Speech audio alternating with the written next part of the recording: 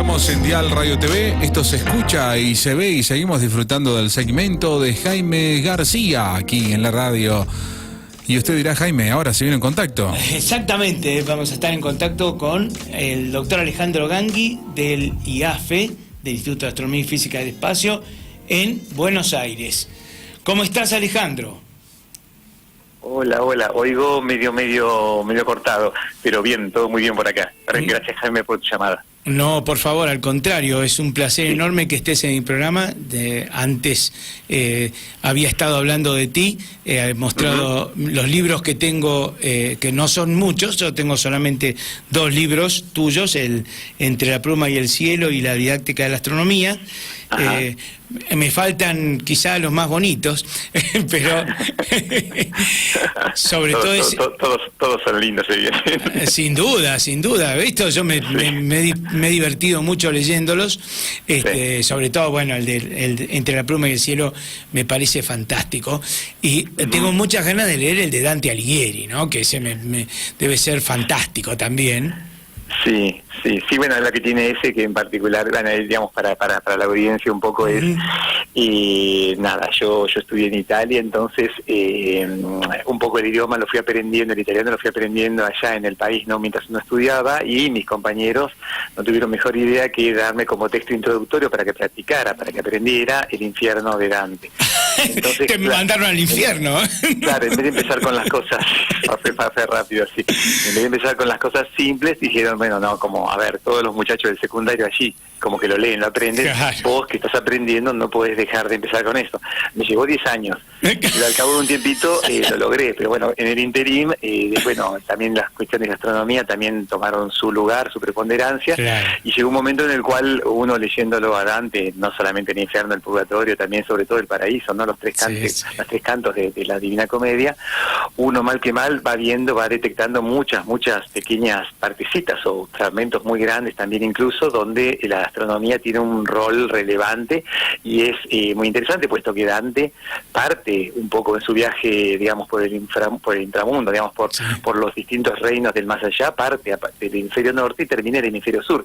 Claro. Luego Dante, para sus distintos lectores, debía mostrar a las claras que con algún elemento del paisaje, sobre todo el paisaje celeste, cómo el paisaje del cielo cambiaba de uno a otro hemisferio. Y cuando llega al hemisferio sur, claramente empieza a hacer menciones de cuestiones que son más bien de nuestro hemisferio. Entonces, claramente muestra con las palabras y con los versos tan lindos que él efectivamente está en el hemisferio sur, y entonces uno detecta muchas partes de astronomía. Entonces, un poco la idea del libro fue recopilar un poco todas las anotaciones que uno venía haciendo sobre cuestiones tanto literarias como astronómicas, y es un poco una pequeña introducción astronómica para aquella persona que le gusta leer poesía, y al mismo tiempo una especie de introducción a la Divina Comedia y a la poesía de Dante para aquellos astrónomos que les gusta ir un poquito más allá del mero estudio astronómico, ¿no? O sea que fue una especie de combinación, y bueno, eso fue un poco el resultado de este librito, que era, digamos, tuvo linda aceptación y la gente le gustó en general, o sea que estamos todos contentos. Sí, cómo que no. Justamente una de las cosas que yo comentaba al presentarte al principio del programa, es lo rara avis de una persona dedicada a la ciencia, pero que además tenga cultura.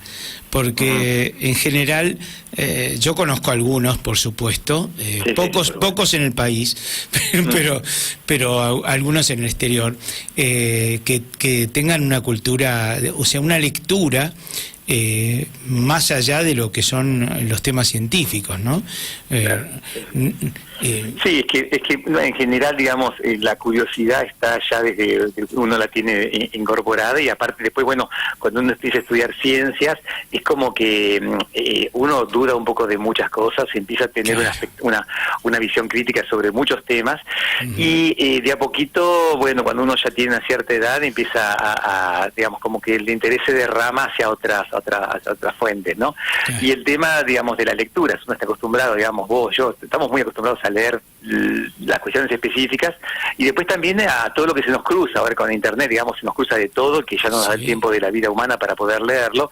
Total. Pero hay muchas cuestiones que se van apareciendo, y uno siempre tiene esa óptica como que le mira el lado astronómico, le mira el lado del cielo, o sea, porque como que el cielo, los elementos del cielo, todo lo que nos rodea, está muy metido en la literatura, en la antropología, en las artes, etcétera. Entonces uno siempre tiene ese ojito crítico que mira las cosas y a veces queriendo detectar el error del no iniciado, dice, bueno, a ver si lo hizo bien. Otras veces es porque uno aprovecha un poco también de los conocimientos de otras personas y también se pone a aprender, ¿no? Y bueno, entonces uno se pone a leer y aparecen ese tipo de temas, tanto sea por la mitología, tanto sea por la antropología, tanto sea por la literatura. Digamos que la literatura justamente tiene la libertad de no tener que restringirse a hechos concretos o a hechos observacionales, ¿no? Entonces, esa libertad que da la literatura, uno trata de compatibilizarla con los conocimientos un poquito más rígidos que tiene en la cabeza de un científico,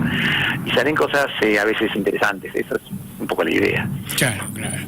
Sí, realmente, mientras decías esto, me venía a la cabeza justamente la experiencia de uno al transmitir todas estas lecturas, ¿no? Cuando uno tiene que explicarle en una clase de divulgación o en lo que sea, todas estas lecturas ayudan muchísimo, porque uno entonces pareciera que no es la fórmula exclusiva o como efecto de transmisión, sino que uno lo hace más humano, la ciencia de esa manera, ¿no? Sí, eso ayuda. Aparte digamos, todo esto que nos rodea, sobre todo la astronomía, ¿no? Porque, digamos, otras ciencias por ahí son un poco más críticas, hablarle al público que no tiene por qué conocer, ¿no? Sobre cuestiones de microbiología o de biología molecular. Hay mucho de que te creo. En cambio, unas cuestiones que uno puede hablar sobre el cielo, si uno habla sobre efectivamente que la luna en determinados momentos se va alejando del sol y por ese motivo las fases son así o asá, o elementos del cielo como si fuera el movimiento del sol, o incluso las estrellas. El tema de decirle a alguien que las Tres Marías siempre salen por el este, prácticamente perfectita por el punto cardinal este y se ponen por el oeste, uno le pueden creer, pero al día siguiente, en cuanto pueden y ver las Tres Marías por el horizonte, van y constatan que uno lo que les dijo fue verdad o no. O sea, el gran público tiene forma de verificar ciertas cuestiones observacionales desde el punto de vista de nosotros, digamos, desde la Tierra, de lo que uno les dice.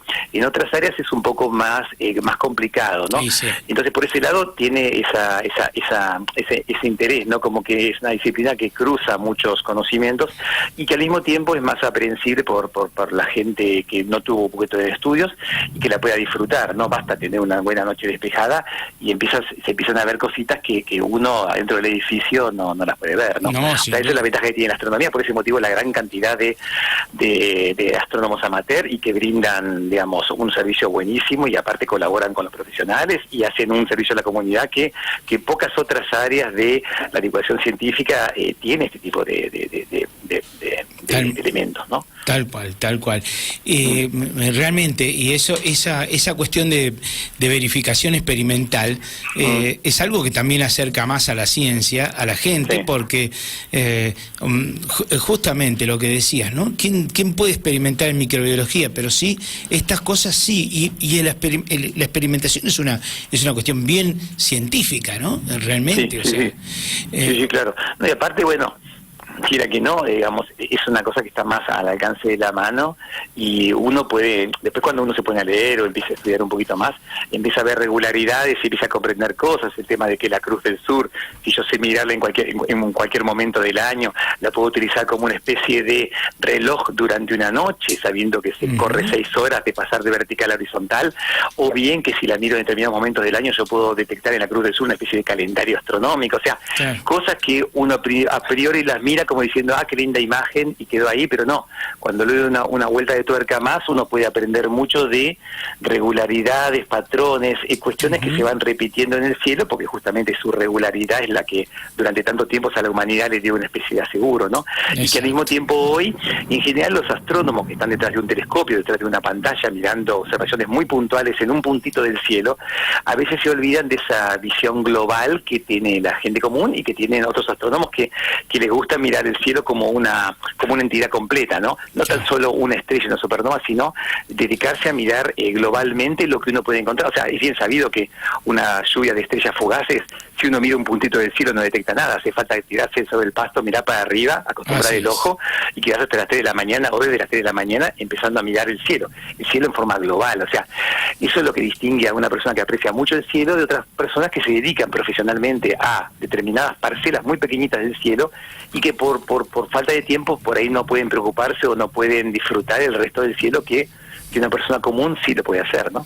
Exactamente, y además que hoy, hoy es más difícil porque cuando yo era chico en la ciudad de Buenos Aires, uno pasaba por el farol y no se veía nada, pero caminaba 10 metros del farol, que eran en aquel tiempo eran esas lámparas de tungsteno, claro. y tenía un cielo impresionante en la propia ciudad de Buenos Aires. Eso ya es imposible. Y ya no. Es hay imposible. Hay cosas que atentan en contra de eso, pero bueno, totalmente. Lo importante es saber que uno en cuanto se corre un poquito de las grandes ciudades, en cuanto se va a algunos kilómetros, ya lo primero que tiene que hacer es tratar de disfrutar esos momentos en los cuales hay oscuridad y puede ser, no sé, si uno de repente acá en Ciudad de Buenos Aires se va para el lado del campo o se va para alguna provincia o en el camino, digamos, uno tiene que ir para el lado del sur, Bariloche y cruza la Pampa. Bueno, en algún momento vamos a encontrar ciudades más pequeñas o bien grandes extensiones donde no hay tanto contaminación lumínica y ahí es donde se tiene que aprovechar. El tema que, bueno, también hay muchas cosas que atentan, no solamente el tema de la inseguridad y la luz ubicua en todos lados, sino el tema de que, bueno, tenemos la televisión, la internet y todo eso, y la gente se ocupa mucho en eso. Sí. Y uno puede intentar mostrarle Marte a una persona a través de un telescopio y le dicen, claro, sí, pero esa imagen que yo veo no es como la de Hubble, entonces es como que uno iba perdiendo. Pero bueno. Totalmente. La única que gana siempre es la luna, ¿eh?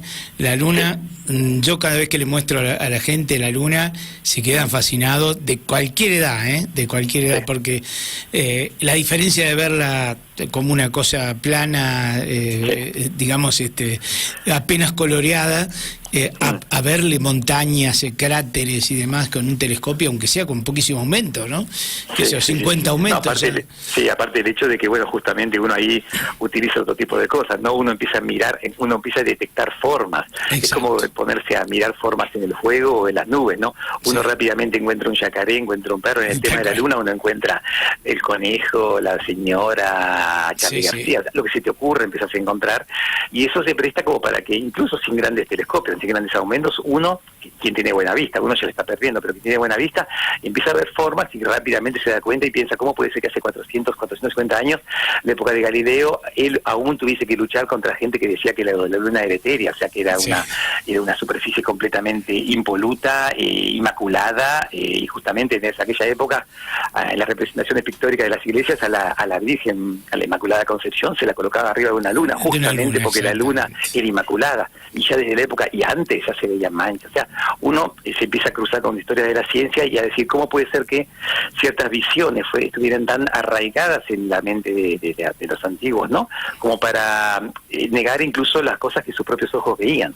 O sea, eso se conecta con muchas cosas que en otras áreas científicas no hay tanta historia interesante y ubicua en este tipo de temas, ¿no? Como que la astronomía los arrastra y sin querer rápidamente derramas hacia otras áreas, y bueno, eso es lo que hace linda el tema, ¿no? O sea, que uno termina leyendo algo de astronomía y al final del día terminaste con una cuestión de historia de la ciencia, una cuestión de mitología, una cuestión de incluso de literatura. Eso lo hace lindo a este tema. Totalmente, pero hay que tener la inquietud cultural y además, ¿no? Y el tiempo, sí. Seguro, pero bueno, la inquietud, yo toda mi vida he leído en literatura independientemente de mi trabajo científico, por ahí le robé horas al sueño, pero sí. Pero por esa misma razón a mí me apasiona la lectura y sin duda, y además soy un tipo que me gustan todos los temas, pero por eso mismo cuando leo tus libros me apasiona eso, de que justamente estás en perfecta sintonía con lo que a mí me gusta. Son cosas lindas y ojalá todos pudieran tener un ratito de tiempo como para ponerse a indagar un poco más, escarbar un poquito más, y porque, digamos, la idea es que no haya poca gente que lo haga, sino que sea una cosa más bien que uno, como dentro de su instrucción formal o después los estudios, cuando uno tiene un poquito más de tiempo, específicamente determinado terminar un postítulo o algo por el estilo, uno tuviera esa cierta libertad que te da un porcentaje, un tiempo libre como para que vos puedas extenderte un poco más y no solamente brindar un poquito a la comunidad, sino que también, tenés una formación que te permite entender muchas cosas. Es una lástima que desaproveches eso tan solo porque uno está corriendo contra, digamos, publicaciones o algo por el estilo, ¿no? O sea, que uno tenga la posibilidad también de, con los conocimientos que incorporó, poder disfrutar de muchas cosas que nos rodean y que al final uno, por su trabajo de tantas horas por día y su obligatoriedad de ciertos elementos, no termina disfrutando tanto, ¿no? Eso es la lástima que uno piensa. Sí. Bueno, y te quería abordar un par de cosas más. La primera, quería que nos contaras cómo llegaste a la astronomía. Bueno, empecé con física, ¿no? Empecé con física en la Facultad de Ciencias Exactas. Después de ahí, apunté para el lado, primero empecé con cuestiones experimentales en el INTI, Instituto Nacional de Tecnología Industrial. Ahí tuve una pequeña beca, trabajábamos sobre líquidos y de a poquito, me incliné más por el lado más bien de relatividad, de física teórica. Enganché el Instituto de Astronomía y Física del Espacio. Ahí estaba el profesor Castañino, que hace muy poquito tiempo falleció, y con él me introduje en la parte de física teórica, más bien cosmología, llamémosle cosmología, pero desde un punto de vista un poquito abstracto, era cosmología cuántica, tratando de unificar estas dos teorías, ¿no? Un poco la relatividad y un poco la cuántica, a un nivel básico todavía. Después fui para el lado del extranjero, fui a Italia, y ahí, ahí como que la cosa empieza de cero, me estuve en la parte de astrofísica de un instituto de estudios avanzados, y ahí, tuve un examen de ingreso, etcétera, y entré en este lugar de estudios avanzados, y tuve como directora de Nishiyama, que era, un tipo bastante conocido de la parte de cosmología. Fue también el supervisor de Hawking y de otros nombrecitos. A Hawking lo agarraron en Cambridge o en Oxford, a mí me agarraron en Trieste, que fue en Italia, y a partir de ahí entré en la parte de astronomía, astrofísica más bien. Y nada, la inquietud por cuestiones más bien de astronomía, si se quiere, cuestiones más bien relacionadas con las humanidades, etcétera, vinieron, una vez que uno tiene un poco más de tiempo de levantar la cabeza de los libros, que fue ya una vez recibido y con algunos añitos más de experiencia, ¿no? Pero el lado astronómico, digamos, no surgió así de chiquitito, sino que surgió un poquito más adelante. Cuando yo estuve como un postdoc en el Observatorio de París, ahí en la parte sur, en la parte de Meudon. Entonces, ahí había mucha actividad, extensión, incluso la gente que trabajaba en cuestiones de papelería, cuestiones burocráticas, etcétera, y la gente que se involucraba en cuestiones de divulgación, le gustaba, hacía cursos. Entonces, como que mal uno se veía medio inundado entre medio de gente que le gustaba el tema de astronomía, no a nivel profesional, sino a nivel cultural, ¿no? Claro. Y eso un poco hace que uno también se vaya empapando de muchas cosas. Y ahí empecé de a poquito con cuestiones de divulgación, etcétera. Y una vez ya en la Argentina de vuelta, después de 10 años en el extranjero, lo traté de continuar y ahí empezaron a surgir los libritos, ¿no? Eso que vos mencionás, que son más o menos un poco fácil de historia. Está bien. Y lo otro que te quería que abordáramos es el tema de la maravillosa revista Ciencia Hoy, que vos sos uno de los, digamos, del cuerpo fuerte, ¿no? Editorial. Y, yo soy apenas un columnista, digamos, ¿no? Sí, no, tenemos, por suerte, para la revista tenemos mucha gente que colabora. Vos sos uno de ellos, que hace unos cuantos años que estás y que nos salva siempre la parte astronómica, por suerte, porque digamos, esto es el tema del tuyo, que hace la guía del cielo, es todo un trabajo meticuloso, y nosotros, si bien algunos podríamos llegar a ayudar un poquito en eso, en general son cuestiones que requiere una persona que esté dedicada y que tenga la experiencia que tenés vos. Eso está bueno. Y por otro lado también hay otras que son también bastante fijas, que son la parte de grafía, que son pequeños textos donde ponen al día o comentan algunos trabajos científicos de mucha relevancia que salieron en distintas áreas de la ciencia, retomados de algunas revistas de las importantes como Nature, Science y compañía. Y después todas las secciones se trata de que haya bastante variedad, desde temas más bien de ciencias duras, entre comillas, también mucha parte de historia, también un poco de antropología, hay biología, por supuesto, los biólogos están presentes por todos lados, son muchísimos, también hay cuestiones de física, astronomía, o sea, es bastante variado, y es una revista que, yo sé relativamente poco que yo estoy de hace 13 años más o menos, pero la revista ya tiene 30 años, ¿no? Y hace poquitos no. unos cuantos días, hace unos poquitos días, se festejaron los 30 años de la existencia de la revista. Y nada, es una revista así, bimestral, y bueno, es si se quiere, la revista de divulgación científica de la Argentina, donde realmente se hace divulgación, no es tanto periodismo científico, sino es divulgación donde los propios científicos buscan de una manera adecuada divulgar los conocimientos o los avances que se hacen tanto local, latinoamericano o a nivel mundial. Y todo el trabajo del cuerpo editor, que somos nosotros, es justamente adaptar los textos de los científicos que vienen, que a veces pues, no tienen tanta experiencia, adaptarlos adecuadamente para un lenguaje que una persona culta, una persona con ganas, tenga ganas de pueda comprender, y no tanto que sea un lenguaje con mucha jerga, muy técnico, que al final quede para los especialistas, ¿no? Ese es un poco el trabajo fuerte de los editores, digamos. Yo soy uno de los que trabaja menos, hay un cuerpo de editores que laburan muchísimo más que yo, y que por suerte ponen arriba todo esto, y se logra que bimestralmente la revista salga, y siempre sale con súper buena calidad, y nada, es una revista, digamos, es histórica, si se quiere. Sí. Y lo que tiene bueno es que, bueno, no se busca lo rápido de la noticia inmediata, que eso lo podría hacer un diario porque tiene otros tiempos. Esta revista no, lo que sale publicado ahí tuvo un tiempo de maduración, tuvo referatos, o sea, tuvo evaluación por pares, o sea, es una revista que donde lo que aparece ahí, puede haber algún errorcito, pero lo que aparece ahí es una buena fuente para que cualquier persona que le guste, cualquier instituto de formación docente, cualquier universidad, gente que no está especializada en un área particular, la pueda utilizar con buena fuente y no se pone vieja. O sea, básicamente hay gente que colecciona estos números, y los números hace 12, 13 años siguen siendo material, insumo para preparar clases, para enterarse de algún tema, y uno mismo para disfrutar, ¿no? Como lectura. También un poco uno se la lleva en la mochila, cuando te agarra un parate en el tránsito, uno la puede leer también. Totalmente, sí, totalmente. Es excelente, realmente, bueno, no es porque uno esté, sino que realmente es una revista recomendabilísima. Sí, no, aparte es bueno tener la posibilidad de colaborar en una empresa así tan interesante, y que bueno, tiene tanta gente que la espera con ansias, ¿no? Como que cuando se retrasa algún número, ya empieza la secretaria Paula, empiezan a caer los mails como diciendo, che, ¿cuándo llega? Claro, hay mucha gente que le gusta mucho, y bueno, no es una cosa que se venda en millones de ejemplares, pero hay un núcleo duro de gente que realmente la disfruta, la aprovecha, y bueno, eso nos satisface mucho a nosotros que estamos ahí, vos, yo y toda la gente que está metida ahí. Totalmente. Eso nos gusta muchísimo, por suerte. Sí, sin duda. Bueno, mi querido Alejandro, realmente un placer haberte tenido en el programa. Y ya te vamos a volver a llamar, por supuesto, porque sos una persona fantástica para hablar, y entonces además sabés divulgar, que eso es muy bueno, ¿eh?